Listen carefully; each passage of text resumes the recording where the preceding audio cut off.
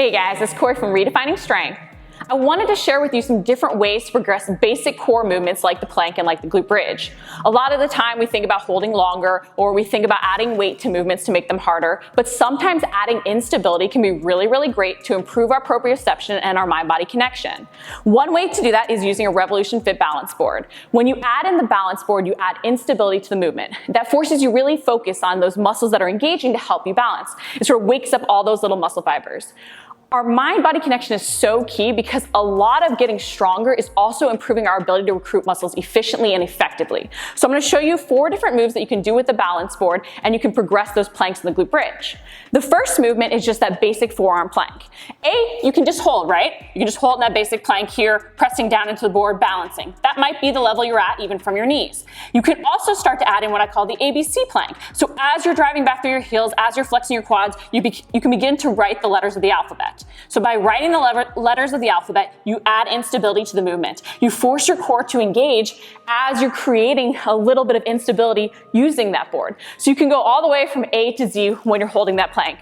Make sure you're bracing those abs, make sure you're flexing those quads, make sure you're also engaging your back so you're not struggling your shoulders and you're really pressing down into that board. That instability and not rushing through the movement, so I don't want to see you going like this to try and get through, but really focusing on writing those letters precisely, and hopefully you have better handwriting than me, can be really good to engaging that core.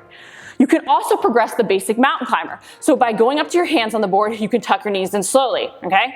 This adds lots of instability. Woo! You can feel it working. You can see me struggling to balance, which is really good because I'm having to focus on all the different muscles engaging versus a lot of the time when we do that basic mountain climber, we even let our hands shift way out in front because we don't need to engage everything hard to keep ourselves stabilized. So by doing the board, if you were to put your hands way out in front, which can make you shrug, not engage your back correctly, doesn't give you as much benefit, you're going to be cheating yourself, right? But with the board, you can't do that as easily because you'll lose balance.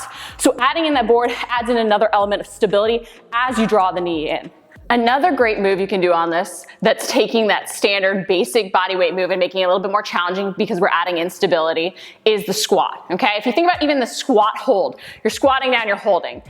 Yes, you can hold longer, and holding longer is really great to, increase time under tension, make the muscles work more. But you can also add instability if you don't have a weight. Because sometimes we're not really looking to add loads, we're just adding a little bit more of a challenge for our body so that we can challenge the muscles in new ways. We can wake up all those little muscles, we can really establish that mind-body connection. So for that, you're actually going to stand on the board, okay? So you'll actually go on the board, and you're just going to sink down, and you're gonna hold. So you're gonna wanna squat down, and you're just gonna wanna hold. And it's gonna be challenging to stabilize, and you're gonna have to make little micro adjustments, and that's part of the challenge of the board, is that you're gonna really have to focus on what muscles are working so you can really focus on keeping that balance. If you have to start, and maybe you even start with just one side down, and you just try and move it so that you move it to center, and as you can see, everything's working as I'm stabilizing, you keep your hands out, and then you can move it back, okay? So you can start with really short holds, or even just trying to get that balance over just holding. And then as you get better at it, you're gonna wanna hold longer. And again, you're adding instability from this basic bodyweight squat where you're just holding at the bottom.